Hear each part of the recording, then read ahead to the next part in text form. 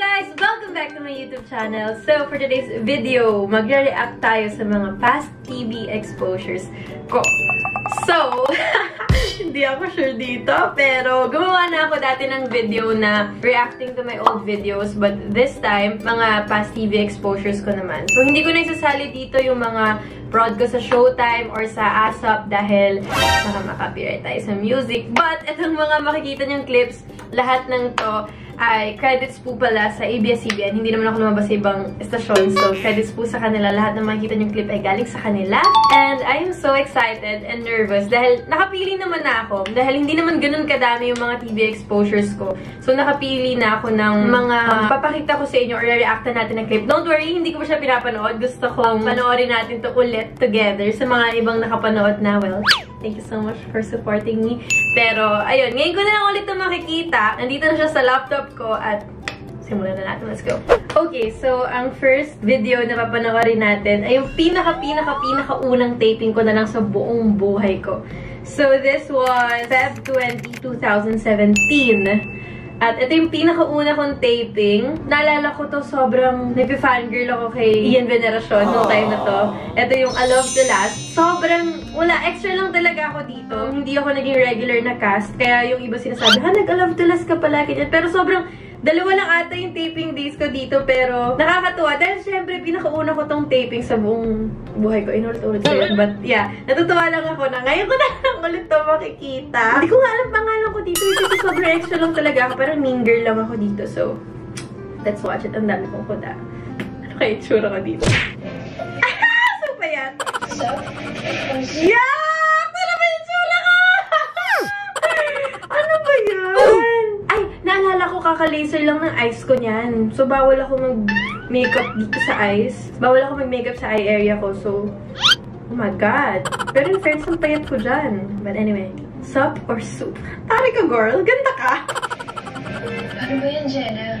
Your stalker wants to join us. English yan, girl. Nakakatuwa. Okay.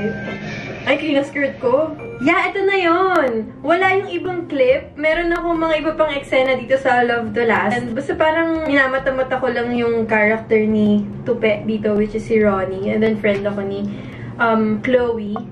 Ay, no. Oh, diba halatang hindi alam yung cast. Nakalimutan ko yung pangalan. Jenna. Si Jenna, si Claire. So, parang friend niya lang ako dito na minamata-mata si Ronnie. Typical main girl. So, yun lang yun. Ang nakita ko, ewan ko, hindi ko na makita yung ibang clip na nandito ako. But, next na tayo. Eto, oh my gosh! Eto sa MMK. Ito yung literal extra talaga ako dito. But I'm not complaining dahil first MMK ko to. As in sa buong show, isa lang line ko. Ano ba yun? Good morning, Mr. Basa. I think, basta papanoorin naman natin. Pero sa buong show, isa lang talaga yung line ko. Sobrang kinakabahan ako dito dahil nga MMK. Wala naman ako naging iyakan na scene. Pero ibang level lang kapag narinig mo syempre yung MMK. Ito, April 25, 2018. So, hindi ko alam yung tsura ka dito. But, tingnan natin kung ano yung pinagagawa ko dito. Uy, good afternoon po, Sir Basa. Yun lang yung line ko po, show. Good afternoon po, Sir Basa. Yun lang. Alam mo, inulit-ulit ko pa yun sa utak ko. Akala ko naman sobrang daming line. Pero alam mo, natuwa na ako doon. The fact na nasa MMK ako ng time na yun. As in, talaga. Wait, natin. Katingin natin. That's sweet, guys! Kuya talaga! Extra ka na nga ng girl, di mo pa ginalingan. Look at my face! Such a baby! Per 2018 lang to, pero oh my gosh, nakaka-starstruck ko sila John Estrada, kasama mo sila Miss Mylene doon. Tapos lahat na eksena ko dito, pag nandun ako, wala talaga akong line. Lagi lang ako, parang kapatid ako ni Roy dito, which is si Yves. So, nakakatuwang balikan. Nakakatuwa. Naalala ko ba itong taping na to? Okay, next! Eto, araw-gabi, nag-guest lang ako dito, nakakatuwa. So, nalaman ko lang kay Direct Theodore Boborol na ang nag-recommend sa akin dito si Barbie tsaka si Alexa, parehas kong friends dito. Pero tinanong ata ni Direct kung may kilala kayong vlogger na gustong i-guest dito dahil nga yung role is vlogger. So, nakakatuwa ko yung pinili nila dito. Sa Batangas pa to. Sobrang siglit lang nito. Parang nag-cameo lang ako. Tas, ang role ko dito as a vlogger, no acting required. Dito ko na-meet si Ate Ara. Sobrang natuwa ako na naging friends kami after this. Sige, tinan natin. The general manager. Thank you for inviting me here, but you can call me Ariana na lang. Ariana? Alvidar. Mother of Lee? Adrian Alvidar? Hindi yung Vlog ka, girl. Oh. Ito rin yung reaction ko yun. Dahil may sawa naman talaga sa kama. Ang arte ko magulat. Ang arte-arte magulat. Tingnan nyo. Ang arte magulat. Sabagay, may spots. Kung arte yung character ko dito. And then, hindi ko na mahanap yung ibang clip ni Ariana D. But, merong very cute na bangayan kami dito. Hindi mo bangayan, may very cute kami na convo dito nila Ate Ara. But, hindi ko na makita. Na-miss ko lang ulit yung character ko. Nakakatuwa. Sobrang saglit lang, but I had fun. Next. Oh, ipaglaban mo! Okay. Okay. Kailan ba to? May 26, 2019. Crying to. Parang, first time ko ba umiyak to sa TV? Yeah, first iyak ko ata to. Tapos, feeling ko na-cut yung part na nag-hahagulgulo kasi nakita ko sa poster. Pag nung yumuko ako, kita yung lapel ko. So, sayang iniyak ko doon. But okay lang. At least, parang natutunan ko kung paano umiyak sa eksena dito. First iyak ko ata to. Diba? Last year lang.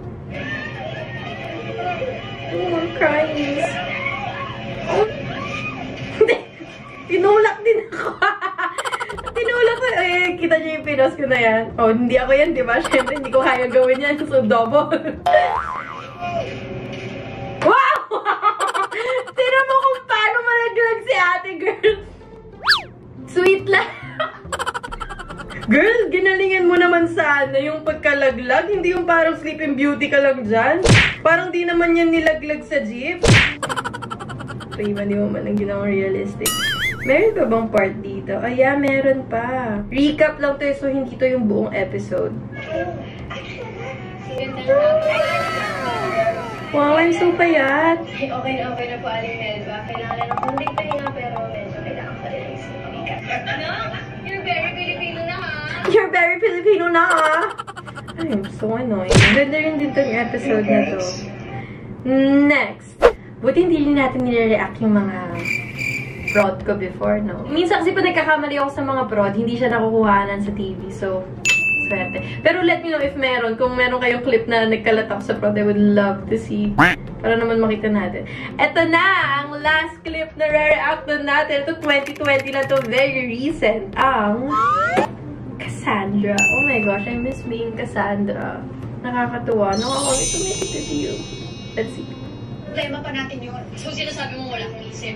Nabobo ako. Wala akong sinasabing ganon. Eh, nandyan na eh. Ano bang magagawa ko? Wala! Naghirap sa'yo. Nakakatuwa yung ako pa talaga yung galit dito. Ako, Cassandra talaga. Wow naman, Belinda. Ako lang ba talaga? Nakakainis pala talaga ako dito.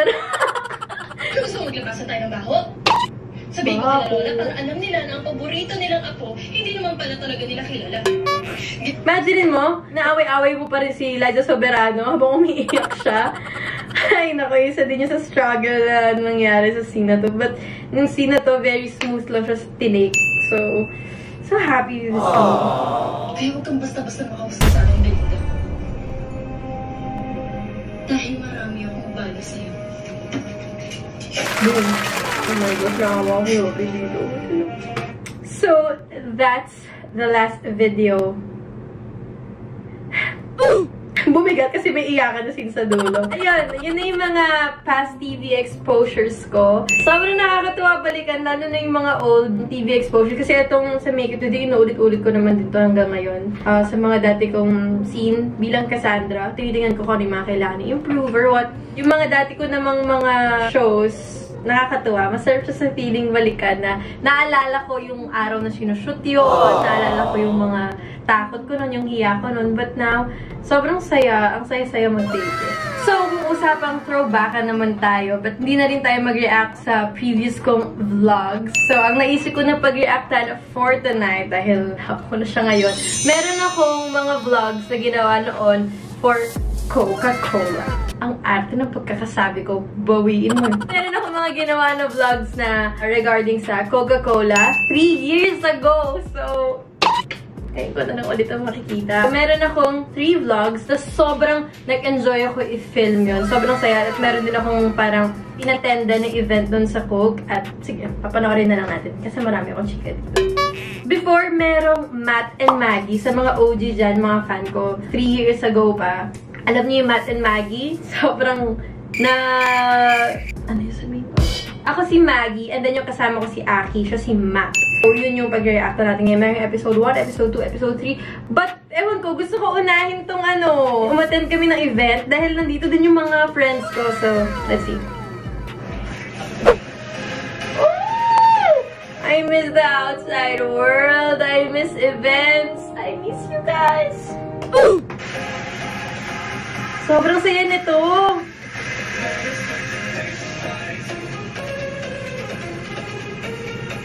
Hi guys! So it's me again, Riva. This will be eye bags for me. Diba? Di ba namin Grabe, pahit yung mukha ko dito. Hindi natin mabalik. my ever reliable My best friend. Matulog. Na walang energy. As always. But parang haggard ko. I miss events. Please, let's go back to normal. Solid na ganyan, no? Sobrang solid talaga kapag, syempre, event, pagod na pagod ka, tapos lagok ka lang talaga ng Coke na talagang ang lamig. Oh my gosh, goodbye afternoon slump. Ayun, no? Sobrang fun yung mga pag-games. Ang saya magpa-event ng Coke, I swear.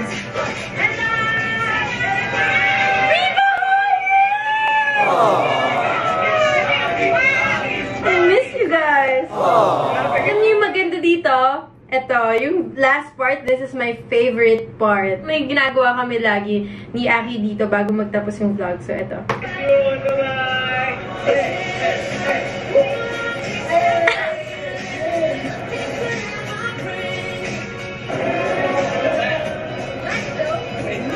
Oh, that's so cute! I miss Matt and Maggie show. Right? 3 episodes lang yun, pero I really had fun filming it. Pero wait, tingnan din natin yung pinakauna naming episode. Na-curious lang tuloy ako.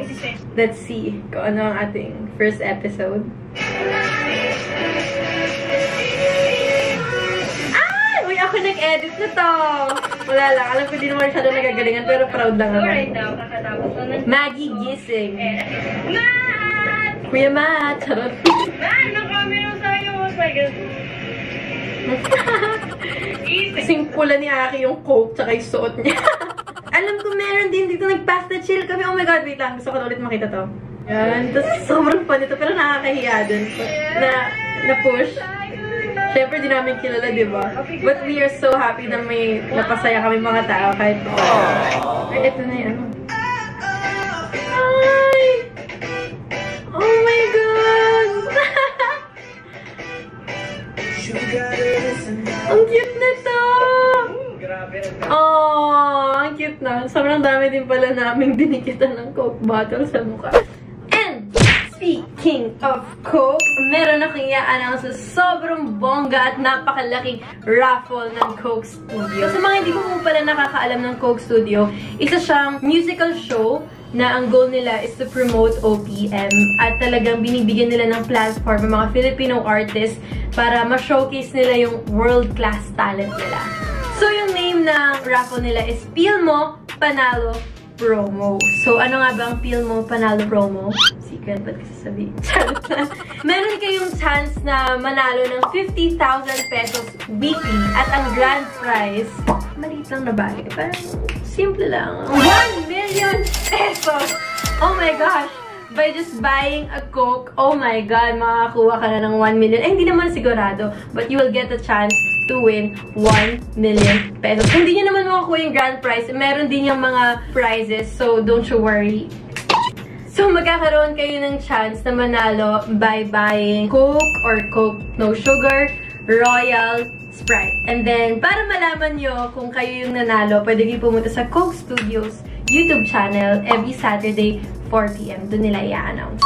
And by the way guys, sorry, hindi ko nabanggit. Kailangan yung bibilhin yung drink is yung may yellow cap. So, sobrang dali na lang makita nito. So, pagka-buy nyo nito, i-peel nyo tong label and then i-input nyo yung code sa Coca-Cola Philippines Facebook Messenger. So, sige, try natin itong i-peel. Ayun, nakalagay naman dito na peel for a chance to win. Send the code to Coca-Cola Philippines Facebook Messenger. So, try natin. I-peel natin ito. Then, isa-send mo yung code. Siyempre, hindi ko sasabihin sa yung code. Mali mo yung manalo dito.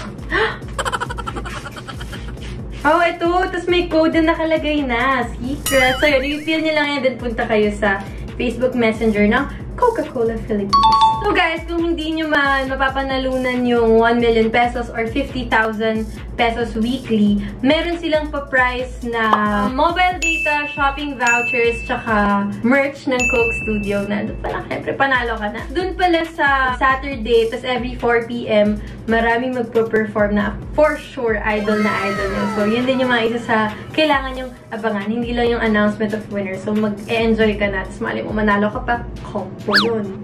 And guys, pwede kayong sumali sa Peel Mo Panalo Promo Dance Challenge na i-insert ko right now. Peel mo panalo sa Coke Studio. Peel mo, input code i-send, pwede ka manalo. Panalo everyday, every week may 10 50K. Grand prize ng 1 million. Panalo sa Coke Studio. Walang extra, I feel ya. Walang load, I feel ya. Stuck sa bahay, I feel ya. Panalo sa Coke Studio.